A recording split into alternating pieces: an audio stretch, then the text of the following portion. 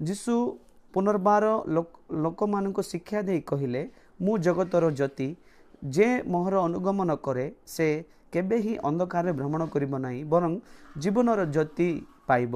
ପ୍ରଭୁଙ୍କ ପବିତ୍ର ନାମରେ ଧନ୍ୟବାଦ। ଯୀଶୁ ପୁନର୍ବାର ଲୋକଙ୍କୁ ଶିକ୍ଷା ଦେଇ କହିଲେ, ମୁଁ ଜଗତର ଜ୍ୟୋତି। ପ୍ରଭୁ କହିଲେ, ମୁଁ ଜଗତର ଜ୍ୟୋତି ବୋଲି କହିଲେ। ସେହିପରି ଯେ ମୋର ଅନୁଗମନ କରେ, ପ୍ରଭୁକୁ ଯିଏ ଅନୁଗମନ କରେ ସେ କେବେ ମଧ୍ୟ ଅନ୍ଧକାରରେ ଭ୍ରମଣ କରିବ ନାହିଁ, ବରଂ ଜୀବନର ଜ୍ୟୋତିରେ ପାଇବ। ପ୍ରଭୁଙ୍କ ପବିତ୍ର ନାମରେ ଧନ୍ୟବାଦ। ଆମର ପ୍ରଭୁ ଜ୍ୟୋତି ଅଟନ୍ତି।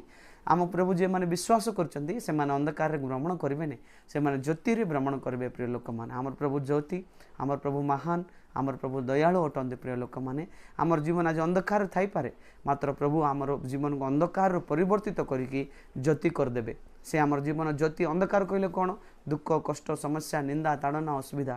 ଜ୍ୟୋତି କହିଲେ କ'ଣ? ଆନନ୍ଦ, ଶାନ୍ତି, ଅନୁଗ୍ରହ, ପ୍ରେମ, ଈଶ୍ୱରଙ୍କ ଅନୁଗ୍ରହ, ଈଶ୍ୱରଙ୍କ ଶାନ୍ତି